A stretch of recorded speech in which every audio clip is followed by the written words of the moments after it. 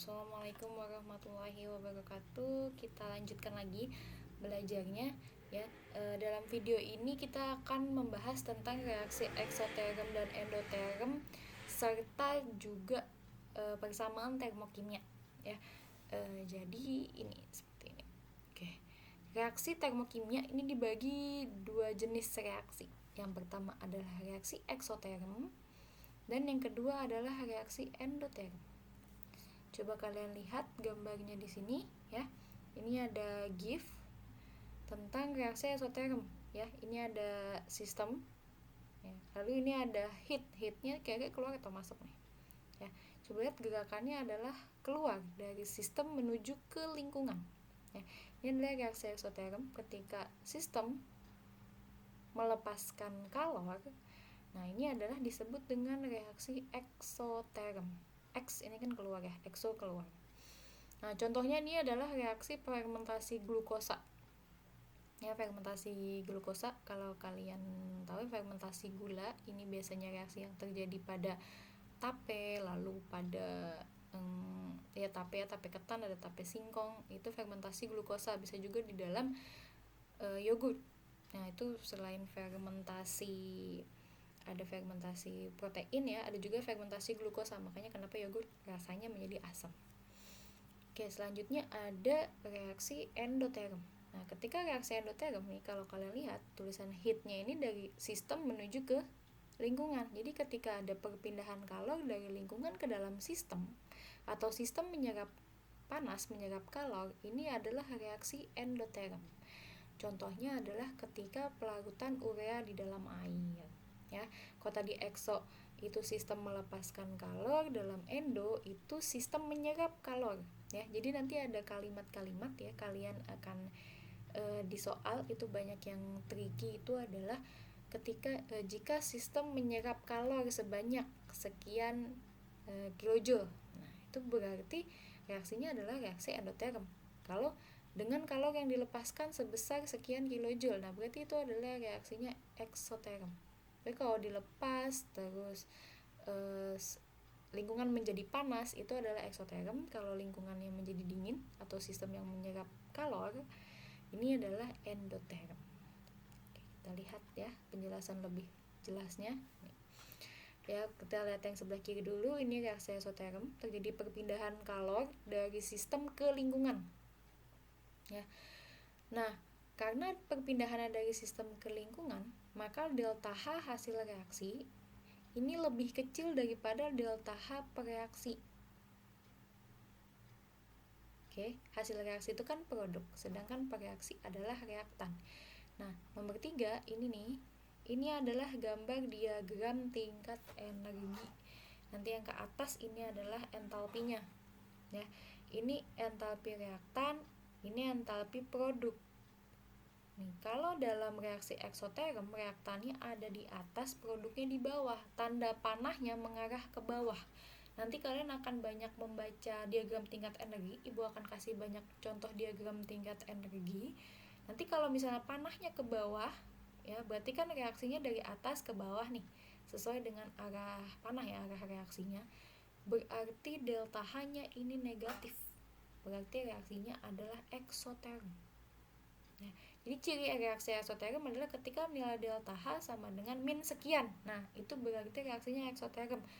Kalornya dilepas dari sistem ke lingkungan. Jadi sistem melepaskan kalor. Nah, itu ya.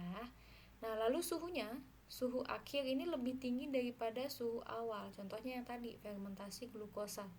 Ketika kita bikin tape nih, bikin tape ketan misalnya, ketika setelah disimpan lama-lama jadi hangat.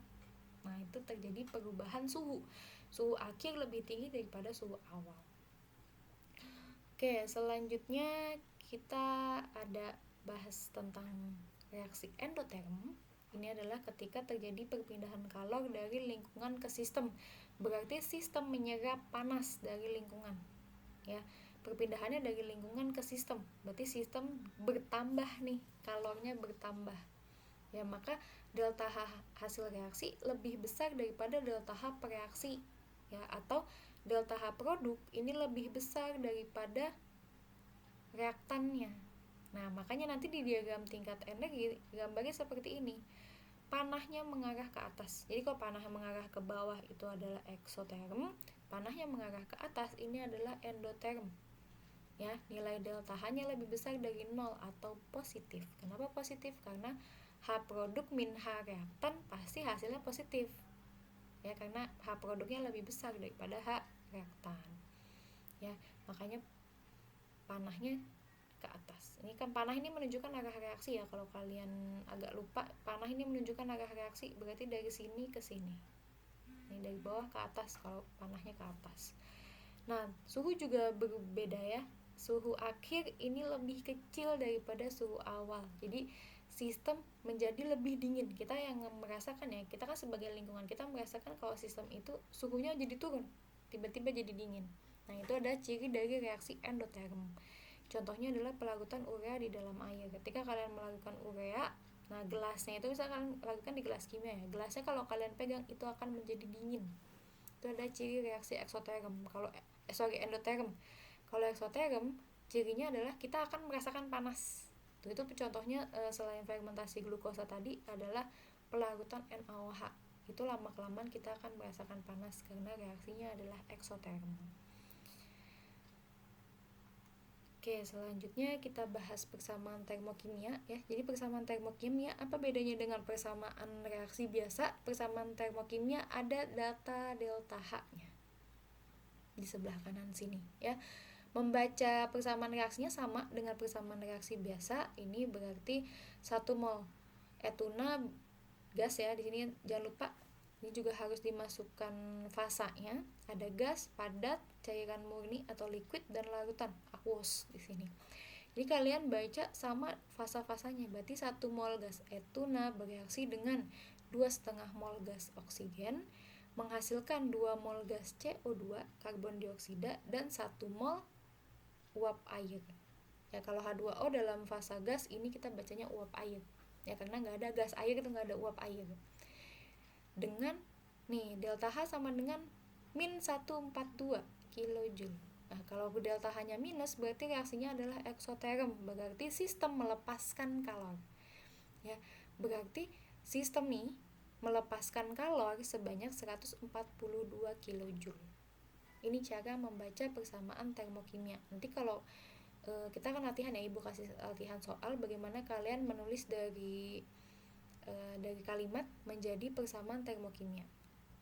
Ya, selanjutnya ini ada beberapa aturan ya. Kalau arah reaksi kimianya dibalik, ini kan lihat nih, yang menjadi reaktan ini produk ya. Kalau reaksinya dibalik atau yang tadinya reaktan menjadi produk seperti ini, yang tadinya produk jadi reaktan, ya reaksi dibalik tuh berarti namanya. Nah, ini reaksinya, delta H-nya akan berubah tanda, tadinya minus menjadi plus. Oke. Ya, kalau reaksinya dibalik nih, dibalik delta H-nya berubah tanda. Jadi tadinya kalornya dilepas, jadi kalornya diserap. Ya. Tapi kalau misalnya koefisiennya dikalikan dengan faktor pengali A misalnya, ya, perubahan entalpinya juga dikalikan dengan faktor tersebut. Misalnya ini kan 2,5, kan nggak boleh ya ada koma-koma di sini. Kita kalikan 2 semuanya. Ya, jadi hasilnya seperti ini, maka delta H-nya ini tinggal dikalikan 2. Sama dengan pengali pada persamaan reaksinya. Delta H juga dikalikan angka yang sama. Nah, ini untuk persamaan termokimia. Silakan nanti kalian kerjakan latihan soalnya. Kalau masih ada yang bingung, kita diskusikan di Google Classroom. Jangan lupa yang ada di video ini kalian buat catatannya. Ya. Nanti kalau masih ada yang bingung, kita diskusi. Selamat belajar. Assalamualaikum warahmatullahi wabarakatuh.